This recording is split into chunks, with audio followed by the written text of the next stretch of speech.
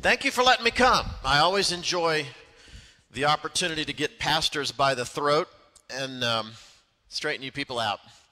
I'm a little odd. I do have a production company in LA that works with some of the largest churches and media organizations in the country, trying to help them use the media to share the gospel with this culture. I'm also a partner in as she said, a commercial company that produced 2 Super Bowl spots for this year. And so I'm really kind of caught between the secular media and the Christian media world.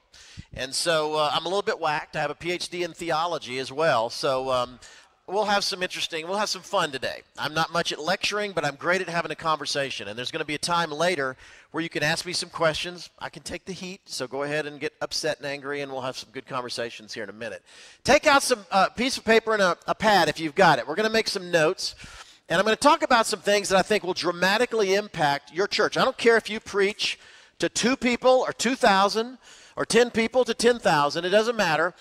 You need to start thinking about the media and how it impacts your congregation. It's interesting that since the days of the early church, every pastor, I believe in history, has dealt with a certain cultural context.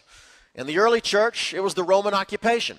The Roman government decided how pastors and church leaders could act. They decided how they could preach, when they could preach, what they could preach, how they could do it. And it's been that way throughout history. There's been cultural context that we've lived in. In Europe, it was the rise of Nazism in the 30s. When my dad was a pastor, and here in this country in the 50s and 60s, it was the God is dead theology. For African-American pastors, it was slavery. There's always been some kind of context that impacts our ministry. Today, I think that context we live in is the power of global media. I think it's impacting your ministry and your church and your congregation more than anything, and in a different way than any cultural impact has had since the beginning of the early church. Let me give you some statistics. The average person in America today is bombarded with an average of 3,000 advertising messages a day. From billboards, advertising, TV, radio, the internet, 3,000 advertising messages a day. The average family in America nowadays watches TV and surfs the internet 5 to 7 hours a day. That means by the time the average teenager in America hits 18 years old, they've already seen 100,000 beer commercials alone on television. In fact, the Census Bureau just reported a few months ago that the average young person this year in 2008 will spend 5.5 months of this year watching movies, watching TV, surfing the web, listening to their iPod, or talking on their cell phone. That's half of the year. Young people today spend half of their life consuming media.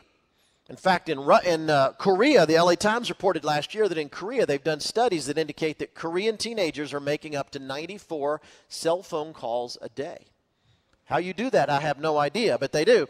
And they've also correlated high rising rates of depression along with high cell phone use.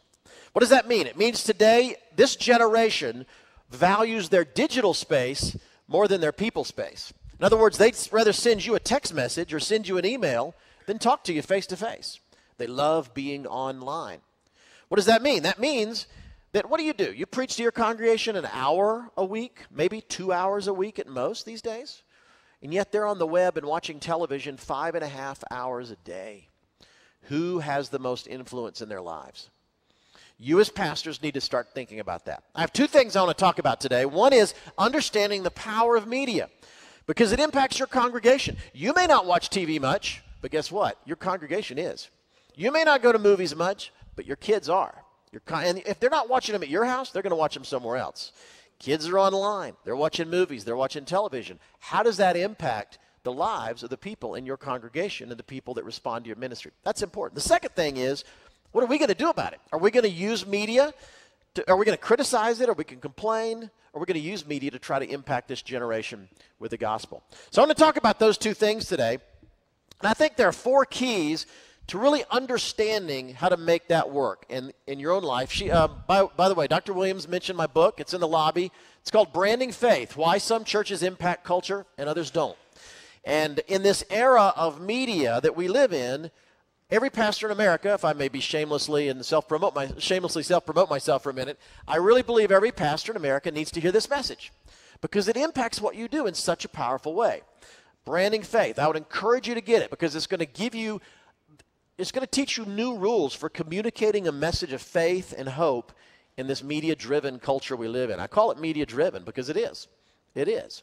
People are immersed in the media today. So here's 4 things I want you to think about. Number 1, you need to understand the power of what we call branding.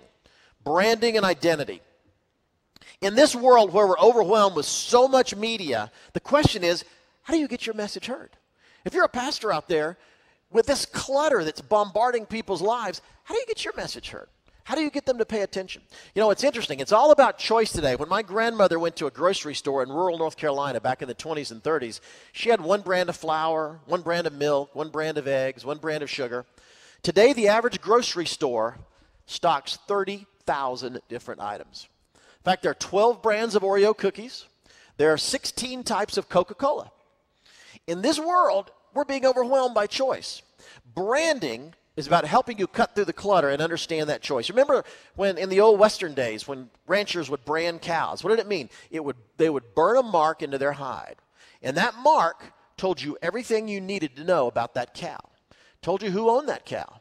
Told you where that cow lived, what ranch that cow was a part of.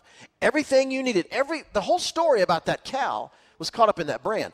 That's what branding is today. A lot of people think branding is about crass consumerism, it's capitalism run amok, it's sweatshops in Asia, it's global warming. The fact is, the definition of branding is the story that surrounds a person, a product, or an organization. The story that surrounds a person, a product, or an organization. In other words, what do people think of when they think of you? What do people think of when they think of your church? What do they think of when they think of your ministry or your outreach? That's a crucial question people need to think about today. Perception matters in a media-driven culture. Today, it's not just who you are. It's how you're perceived that matters. It doesn't matter if you're the most anointed pastor in your community if people think you're a con artist or people think you're a no-talent hack. Their perception matters because in a world of media clutter, perceptions really do matter. So that's what branding is. And what I want to talk a little bit today is how do you create that brand story around who you are? In other words, what makes you different from every other church in your community? What makes you different from every other outreach, every other ministry in your community?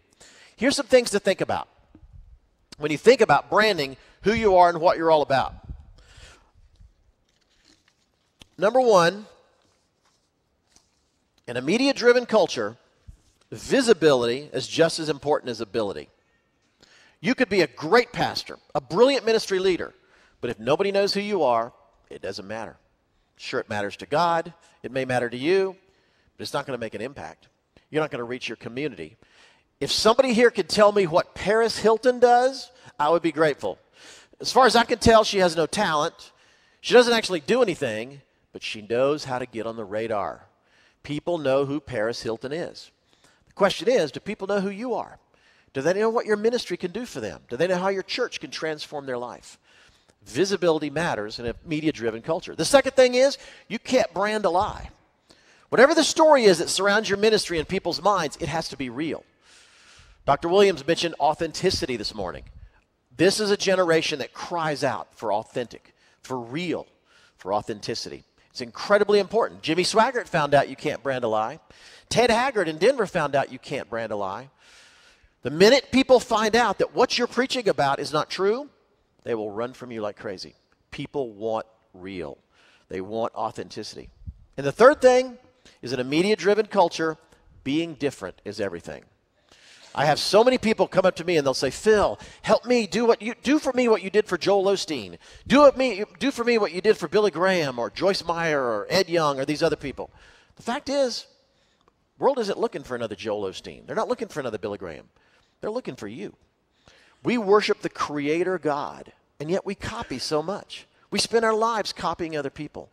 What is it about you that makes your ministry distinct, original, and different from everybody else out there? What are the gifts and talents that you have? Here's 3 questions I always ask my clients, by the way, when we're branding them. Number 1, who are you? Which means, what makes you you? Are you rich? Are you poor? Are you educated? Are you not educated? Are you rural? Are you urban? What's your perspective on life? That's number 1. The second thing is, what are your gifts and talents? What are you really good at? And believe me, most pastors have no clue. What are you really good at? This is not what you want to be good at, what you'd like to be good at. What are you good at now? Are you a great pastor? Are you a great leader? Are you a great writer? Are you a great worship leader? Are you a great manager? What is it you're really, really good at? By the way, John Maxwell, leadership expert, John Maxwell says, find out what your weakness is, and then don't do that anymore. You know? So many of us spend so much time trying to fix our weaknesses. You know what? Numbers, checkbooks, balancing finances, I don't have a clue. If I would ever get a divorce, it would be over our checkbook. So I decided early on in our marriage, let's hire somebody to do that. So we scraped up enough money to find this gal that, as far as I'm concerned, she's insane. She balances her checkbook for fun. She loves this. So we got her to keep our checkbook balanced. And I tried about 4 or 5 years ago. I realized that I'm 50 years old. I need to know how to balance my checkbook. So I spent 4 months really working at it. And on a scale of 1 to 10, if I was a 2 before, at the end of 4 months, I was maybe a 5. I got better at it, but nobody pays for 5. Nobody cares about 5. They pay for 8, 9, 10. So I realized, you know what? Let other people who are good at this do that. So whatever you're bad at, stop doing it. Find somebody who you could surround yourself to help you with what you do. And by the way, this is another free little tidbit. I rant a lot, so I apologize for that. You know, it's interesting that when Jesus came during his ministry, speaking of surrounding yourself with people, I'm always fascinated that Jesus could have drawn huge crowds. There's numerous references in the New Testament that great crowds came to see Jesus. He could have focused on big crowds. Most preachers love big crowds. But you know what he did? He found 12 guys, and he invested his life into 12 people. He had 3 years of public ministry. And instead of reaching as many people as possible, he spent those 3 years focusing on 12 people. Who are the 12 people that surround you that can make your vision happen? Who are the 12 people that you're investing your life in that can help your ministry grow and your church transform people's lives? Something to think about from Phil. That was free. Okay. Perception matters. It's not just who you are, it's how you're perceived that counts. All right, number 2. Everything we know about the media world is about to change. I think the era we live in right now is going to be known as the time mass media died. Remember in the old days when they would broadcast a television program and send it out? You either saw it or you didn't see it. That was it. NBC, ABC, CBS, that was about it that was out there. Today, where I live in Burbank, we have 500 channels.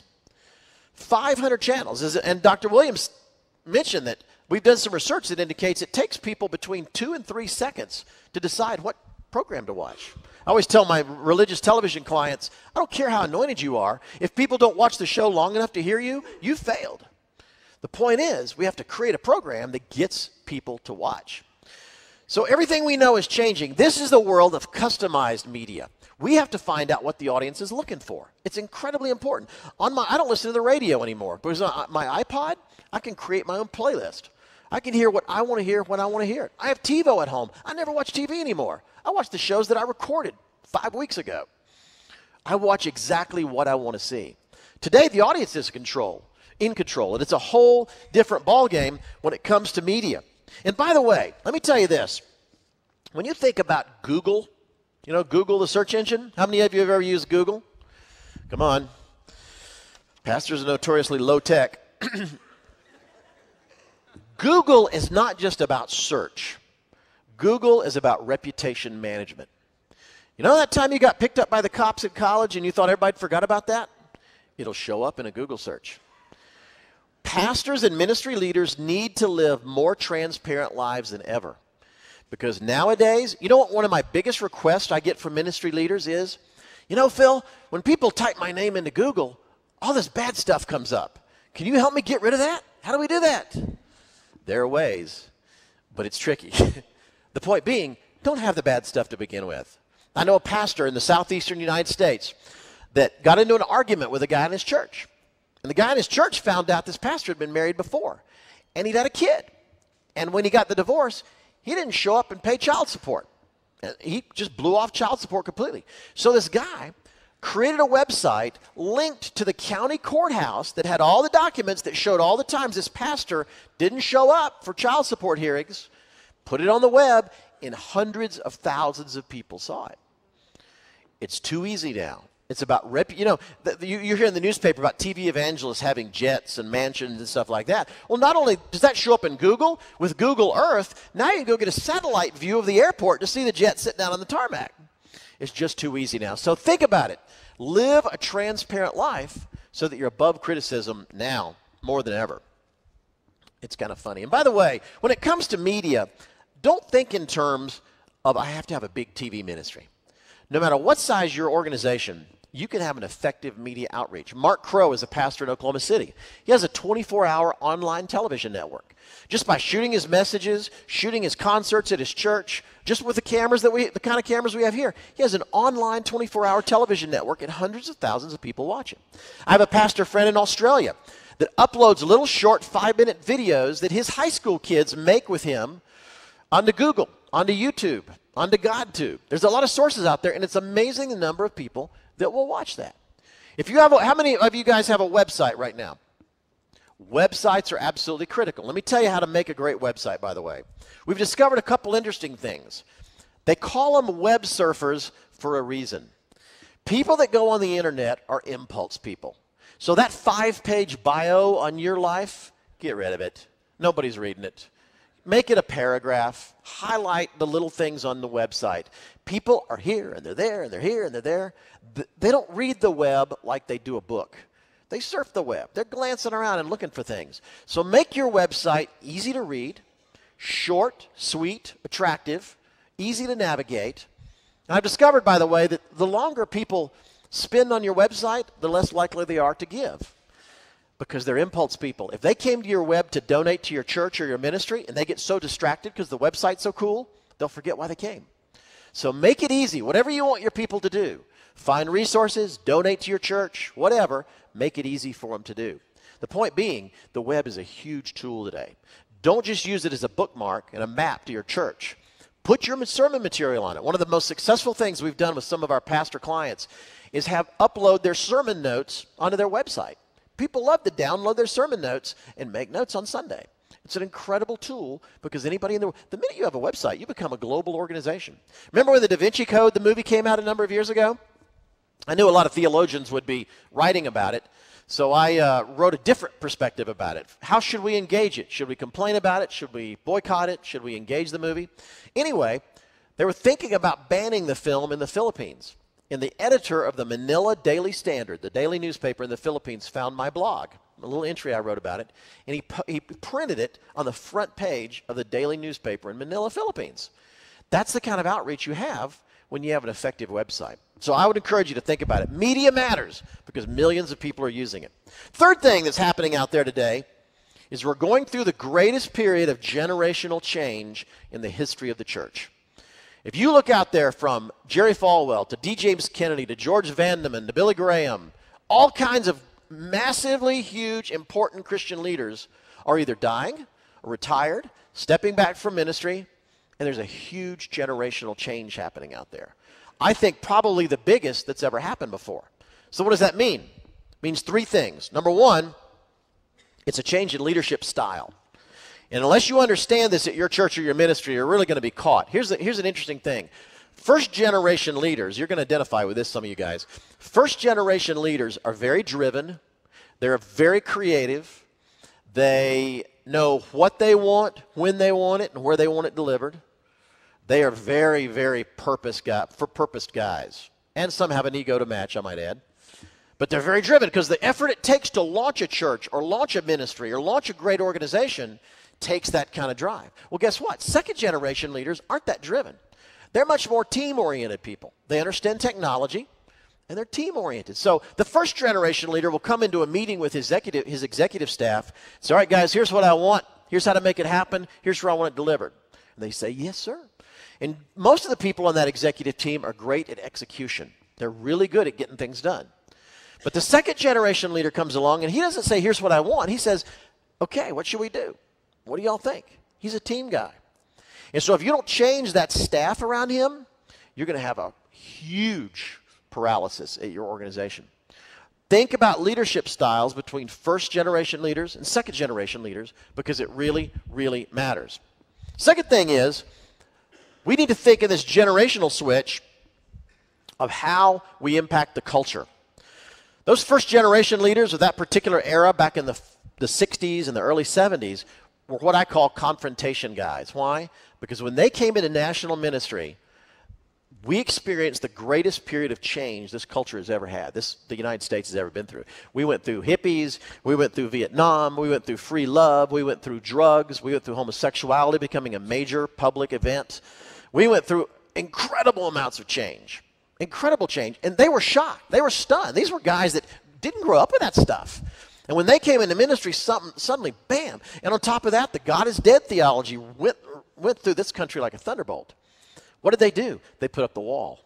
They confronted it. They said, we got to stop this stuff. This is crazy. This is destroying us. And they confronted it. That's why those first generation leaders are the confrontation guys. They're the ones that say, don't go to movies. Don't go do this. Don't do that. This is wrong. This is wrong. And that's okay. I'm not criticizing them because that's perfectly understandable because of what they were faced with.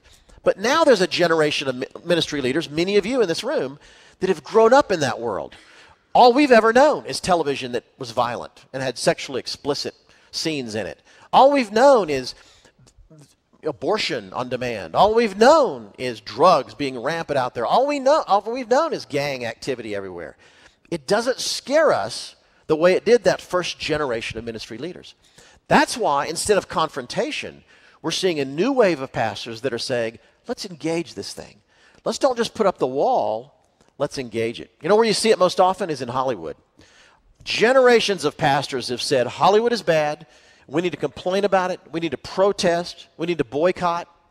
It's funny, though, that we never did that with missionaries. Missionaries never go to a third world country, find a tribe out there, and surround it and boycott it. You know, they never call them names. They never criticize the tribe. Why was that? If it worked in Hollywood, why doesn't it work in a third world country? What do? They go into a third world country, they meet the people, they get to know them, they develop a relationship of trust, and lo and behold, the people start listening to their message. That's how change happens. I've always been convinced you're never going to win a gay man to Christ by calling him names on national television. You know, it's true with your friends. When you witness to your friends, do you yell at them? Do you boycott them? We're not coming to your house anymore because we want to win you to Jesus. So I don't have anything to do with you. Just doesn't work. So we're finding this generational change is changing our attitudes of how we impact the media, how we impact the culture, and how we make change happen. You with me? All right. Last thing is this. In this media-driven culture, to be successful in ministry, and by the way, let me say this. I want to couch everything I say in the fact that I'm trusting you that you have your act together with God. You know what? Everything I'm talking about will fail if you're not seeking God in your ministry and God doesn't show up when you have a service. So I spoke at a seminary yesterday and had someone say, well, what about God? Doesn't he figure all this? And it made me realize I need to say, look, I'm assuming you guys have that worked out. But where I come into play is when you have that worked out, it's still things are frustrating. Things aren't happening. Things don't seem to click. I'm the guy that helps you bridge into the culture. So the fourth thing I want to talk about is understanding the power of design. Look at a cell phone. Look at a Starbucks. Look at a pair of Nike tennis shoes. This culture is about design. Design matters. You know, I always say that Pope Julius could have gone to the Sistine Chapel in the Vatican and painted the ceiling a nice shade of blue, but he chose to let a guy named Michelangelo have a run at it. And look at what he created with the ceiling of the Sistine Chapel. Design matters. I believe we are wired as a people for great art, great design. I think God created this ability in us to create and understand the power of design. So what does that mean for you as a pastor? This is good, by the way. That means your logo, your stationery, your website, the visual expressions of your ministry, think about it because it matters. It's the first thing people see. Put a lot of effort into the way your ministry looks because it really matters. Don't let a high school kid in your church design your logo. Don't let a high school kid in your church design how the sanctuary stage looks. And let me say this. Dr. Williams is going to kill me here, but I gotta say what the Lord tells me. Here's what I want you to promise me. I want you to dump some things from your logo and from the designs in your church, and this is it. I want you to dump globes, doves, flames, and flags. There's something pastors love about globes, doves, flames, and flags. I don't know what it is, but pastors are crazy about those 4 images. What is it? Get over it. And what happens? You can walk into any church in America and you'll see one of those 4 things somewhere in that church. Trust me. You will see one of them.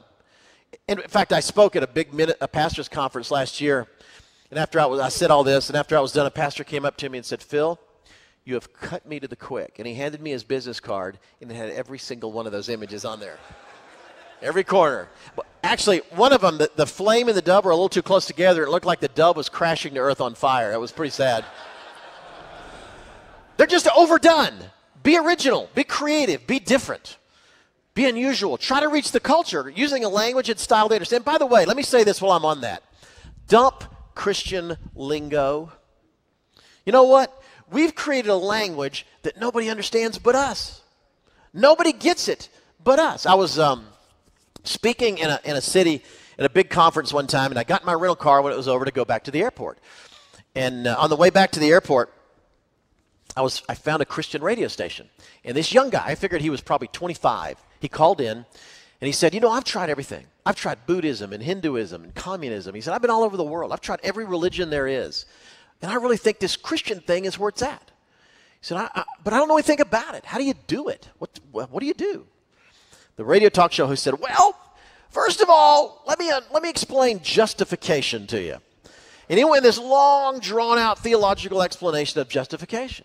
Then he said, now, when you've done that, you need to understand sanctification. Let me explain what that is. And he went the long explanation of that. And then when that was over, he said, now, when you've done all that, Jesus will come and live inside of you.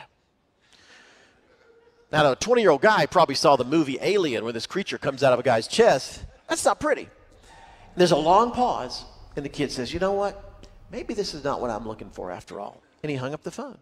I was so enraged, literally, I was so upset that guy could not explain in normal, everyday language what the salvation experience is. I had to pull over the side of the road. I couldn't even drive. I was so mad.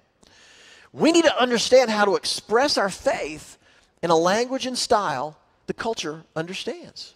And what is this? A pastor came up to me the other day to tell me about an outreach at his church. He said, Brother Phil, we just had a mighty time of fellowship.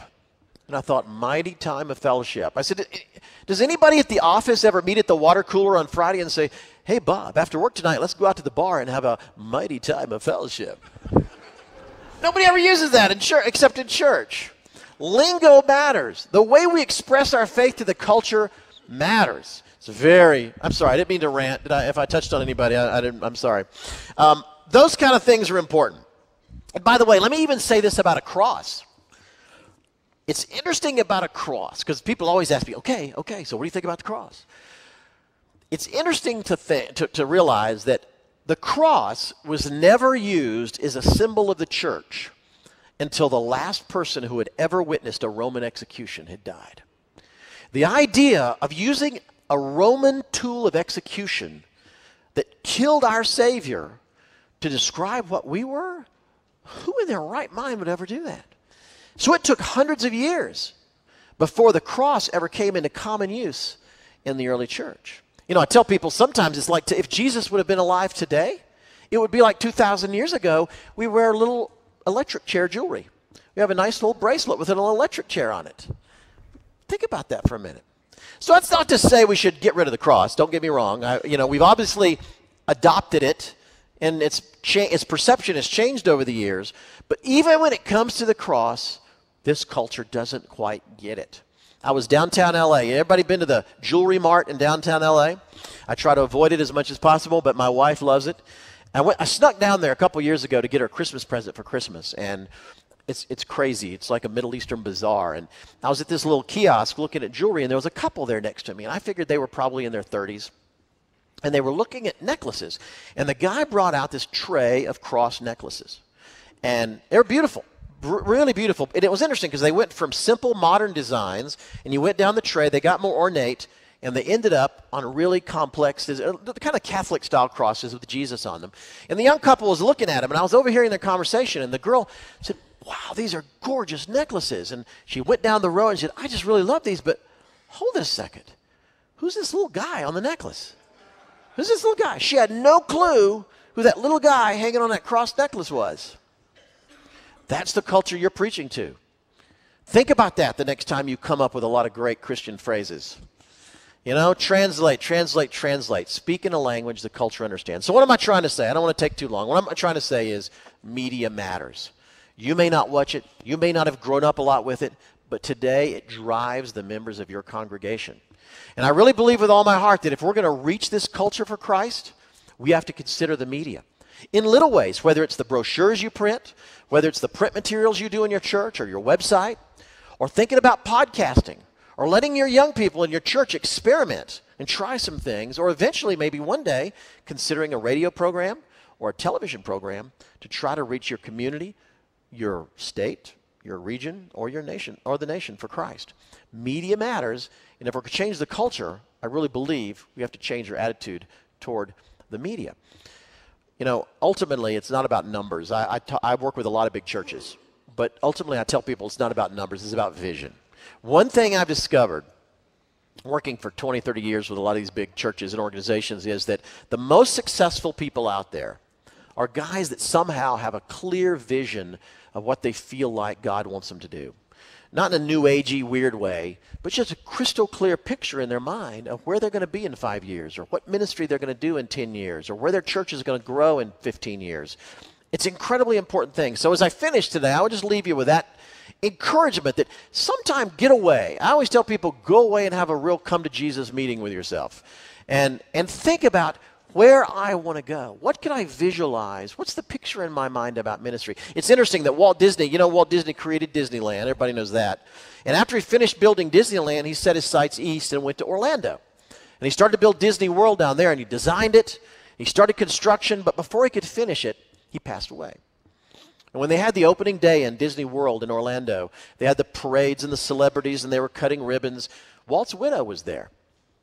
And she was obviously upset and despondent, and Walt couldn't be there. He'd passed away. And one of the young executives wanted to be kind of encouraging, so he leaned over to Walt's widow in the middle of the opening ceremony and said, you know, it's such a shame Walt can't be here to see this. She leaned back over to him and said, oh, no, you don't understand. Walt saw it. That's why it's here. Walt saw it. That's why it's here. What can you see in the next 5, 10, 15 years in your mind of where God could take your church or your ministry and how it could impact this culture? Thanks for letting me come. Appreciate it. You have some questions?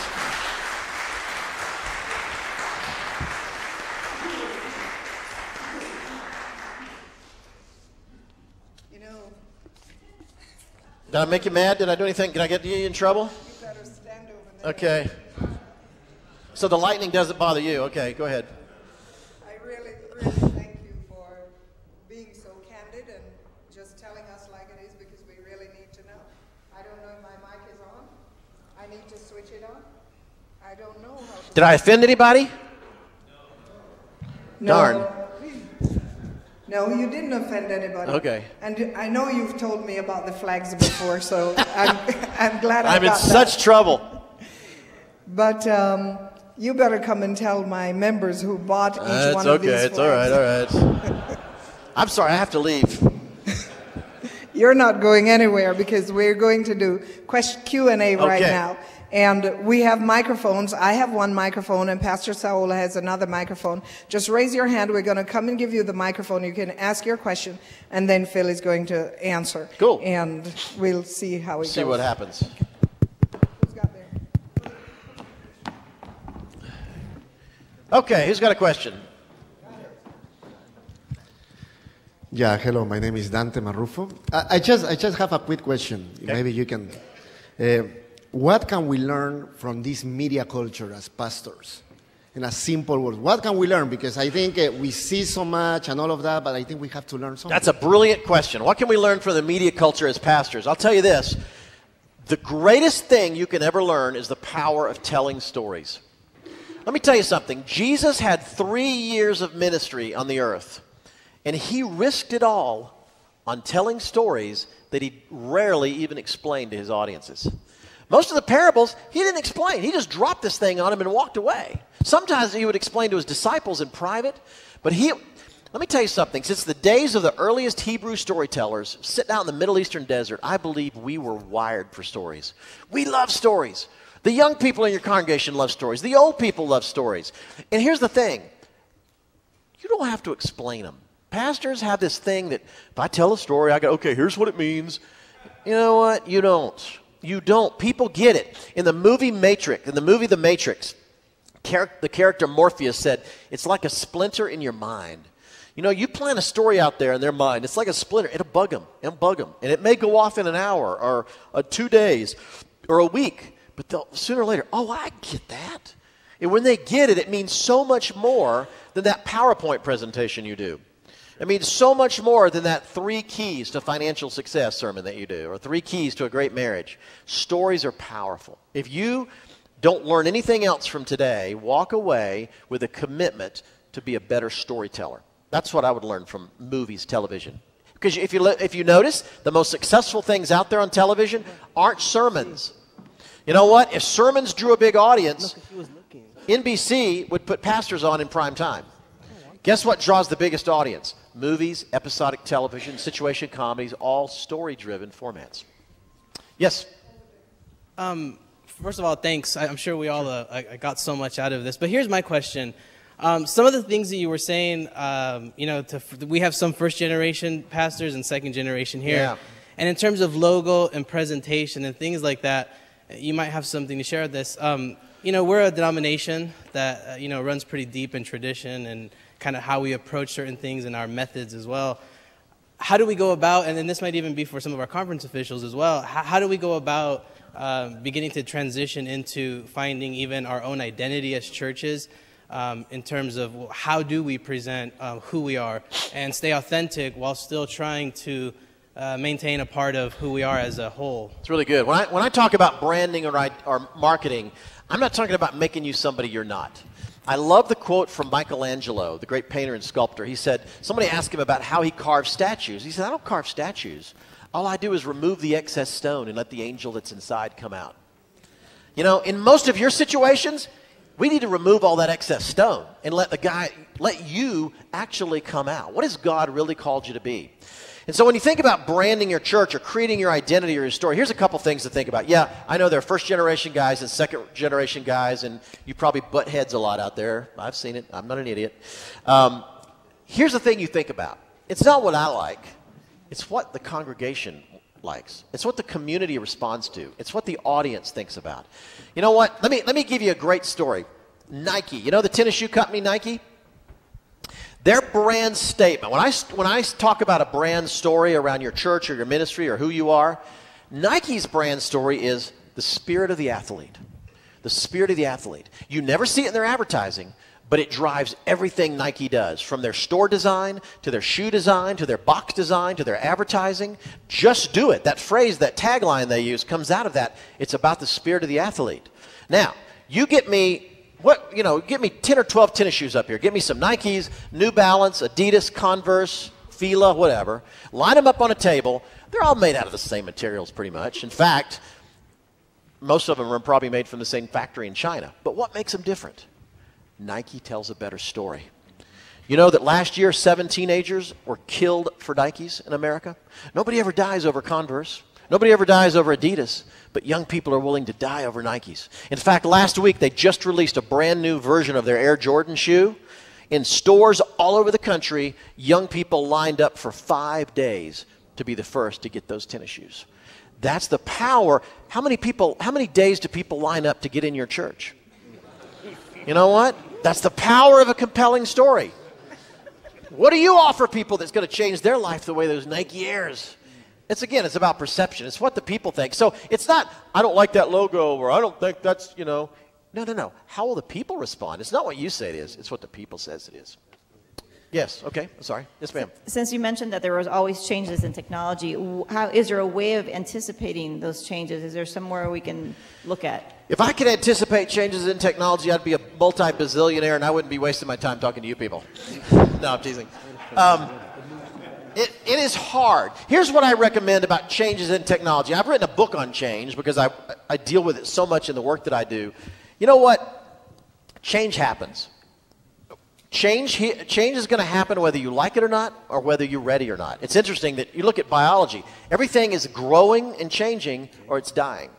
And so as churches, I think one of the great frustrations, and one of the reasons the world considers us so irrelevant, is we don't understand the power of change. It's not about compromising our message. It's not about, undercutting the message of the gospel. It's about delivering it in a way that they'll respond. And so the point is, be open to change. Understand that change is not a bad thing. Here's how difficult it is people have changing. You know that research indicates that 85% of open heart surgery patients within a year go back to their old lifestyle. Go back to the way they ate, go back to the way they didn't exercise, go back to the junk they used to do. So if the threat of death doesn't make you change, what in the world will? People hate change, but change happens. Yes. Yes, sir. In terms of the first generation leaders, then the second generation leaders, have you begun to develop the idea of a third generation? And if so, what does it look like? They're crazy. No. A third generation, most of people, I guess that's the millennial crowd, the younger people today. I haven't spent a lot of time working on that because they're not in positions of authority yet. But I think what we're finding is there's some weird stuff going on out there. Baby boomer parents, have you ever heard the term hovering? Baby boomer parents hovered over their kids so much that, we fought for our kids and we looked after them, that there's a real problem in America today in business. Wall Street Journal reported a few months ago that it's become so bad that today, if young people, kids just moving into the workforce, have problems at work, guess what? Their parents call the boss and bawl the boss out. That's really weird to me, but it's happening on a pretty epic scale out there. And so we're finding that young people, really younger people, don't stand up as much as we might have in the past, and mostly because baby boomer parents hovered over them and did everything for them. So I know it's going to be interesting the way they impact the workplace and impact ministry. I don't really have a question for you or have an answer. Yes, sir. Yes. Hi, you mentioned earlier about putting on the website a script of sermons. What about the audio format of the sermons? Would that work or not as well? Audio is terrific. Let me give you a term. Ubiquity. Ubiquity means I'm not about to spell it for you, by the way, but just check it. Ubiquity means being everywhere. The point is, we live in a kind of a culture where you could get your message out in a lot of different ways. When I did my book, my Branding Faith book, which again is in the lobby, when I did my Branding Faith book, I'm using amazing guerrilla techniques to get it out there. I did a little series of 5-minute little videos that I put on YouTube, and I created a podcast, and they're getting seen by a lot of people. I've had other people that blog. Does anybody know what a blog is? Kind of an online diary? You ought to look into that. Investigate, B-L-O-G. Check it out. A lot of guys are writing about it on the web. There's a lot of guerrilla tools you can use to get the message out about what you're doing. So the question is ubiquity. Get the word out in as many places as you can, and the web really does help you do that. Really does help. Yes? Yeah, I just one brief comment that you made about change. I think of change as the only permanent thing you can count on. Change is the only permanent thing you can count on. Yes, Lord, I received that. No, that's good. That's good. Yes, sir. You mentioned earlier how we should give the people what they want. Which people are you referring to? Because as we look at first and second generation leaders, we're looking not only as pastors, but also our church leadership. And sometimes we sit there and think, well, what is our church leadership asking? Is it in touch with the community that we're trying to reach or not? Are we only trying to reach the people within our church and on our pews? When you refer to give the people what they want, what exactly, which group are you talking about there? That is the reason I'm not a pastor. Go ahead, hit me with the hard questions. Let me clarify a couple things that'll help you. Because it's a really, really great question, and it's really an example of the things you guys wrestle with. First of all, let me say this. When I say give the people what they want, in my book, I talk about there's a real marketing paradox. Because you know what? Not everybody listened to Jesus. People walked away from Jesus. And if Jesus couldn't reach everybody, we can't either. So the fact is, I want to reach as many people as possible, but I can't compromise what I'm preaching to do it. If I was selling Apple computers or Nike tennis shoes or Budweiser beer or whatever, I'd do anything it took to get people to buy my product. But with the Christian faith, we have we got to tell them the way it is. And if they don't like it, we have to be willing for them to walk away. Now, having said that, my thing is, too many people walk away because of stupid things. They walk away because my church looks really old-fashioned and stupid. They walk away because I don't know how to dress very well. They walk away because I have pink hair. They walk away because we have really bad graphic design and they can't stand to be in our sanctuary. They walk away because they don't relate to our music. In other words, what I'm saying is, don't filter out people before they have a chance to hear your message. So when I say give them what they want, what I'm saying is do everything in your power to get them in that seat right there. Because nothing is going to change their life until they hear your message. And so think of all the things you do in your church and your ministry that people may not respond to so well. And try to eliminate. Nothing is sacred except the Word of God. And anything, your music is not sacred, your choir robes are not sacred, nothing is. So all I'm saying is, sit down and think about what are the things in my life, my ministry, my church, that could be turning people away. Yes, ma'am, I'm sorry. Okay. Everything that you have said about the power of media can be applied to the Hispanic population the same way, and if there is any difference. You know what? One of my biggest frustrations is the church in America does not do more to reach the Hispanic audience through media. You know what? Budweiser gets it. Nike gets it. Major companies in America are spending hundreds of millions of dollars to reach the Hispanic audience because it's huge and it's having an impact. And let me tell you this. I don't care if it's white, African American, Hispanic, Asian, whatever the demographic group, the poorest of the poor have a TV. I got a picture in my office. I got a picture in my office that I took in Oklahoma, rural Oklahoma, out in the middle. You talk about trailer trash. This was in the middle of nowhere. And there's this beat-up house trailer sitting there, beat up, in a car on blocks, sofa on the front porch. It just was horrible. But guess what? There's a gigantic gleaming satellite dish in the front yard. The satellite dish probably cost more than everything that guy owned, but by golly, he had a satellite dish. People love their TV. So if you're going to reach them, that's a great way to do it. So I think you're right. It cuts across all demographic lines. The media is a powerful tool to reach cultures. Now, let me tell you something really funny. I speak a lot, and I'll do it quick because you'll love this. I speak a lot to Christian media professionals all over the world, and I've taught in Russia a couple times. And I taught a class in Russia a few years ago, and there's this young producer who got really fired up, really excited about doing a Christian program. So he went back to his hometown of St. Petersburg, Russia. And he tried to find available time slots on all the TV stations to do this Christian program, and he couldn't find any. There was no available time slot except on the porno channel. So he took it. And now, every week in St. Petersburg, Russia, on the porno channel, there's a Christian program. And I thought, I can't think of a better place for it to be. We don't think like that in America, but I love the way they think in other cultures. And it's still airing, as far as I know. Every Friday afternoon, there's this Christian show. Sorry. Yes. Okay. The gospel has always been relevant. The problem comes when methodology and theology get confused and sometimes go to war with each other. Sure. I think in my experience in this denomination, there's been that struggle. We embrace those things that have become tried and true from the past, and we're very hesitant to try anything new or anything that's cutting edge. How can we keep from getting the two confused? You know, in most cases, I totally agree with you. That's a good comment. But in most cases, I'm going to err on the side of change, I think. If I'm going to make a mistake, I don't want to be the guy. I'm going to maybe step on some toes.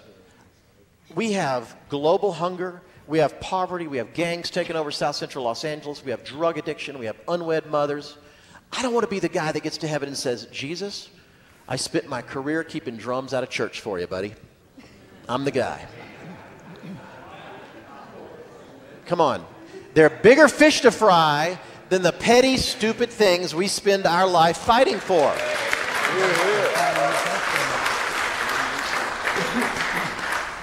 Yes, ma'am. Yes, you mentioned who are you, what are your gifts and talents, the three things. What was the third? What makes you different? What separates you from the pack? What makes your ministry and your church different from everybody else in town? Go back, ask yourself those three questions, and if you can create if you can come up with those answers, it'll help you discover your brand identity and what makes you dramatically different from everybody else. How do we do? You did great. Woohoo! Awesome, awesome. Very, very much so. We are so delighted. Thank you. I just have one question that somebody asked me. Are you going to sign books? Absolutely. Okay. Absolutely. I'll be on the back signing books. How about that? Okay, great. Cool. So I'll go sit down and leave you alone. Can I just say Please. Thank you? Absolutely. It's always fun. Thank you very much. Can we just give him a great big thank you? Thank you. Thank you.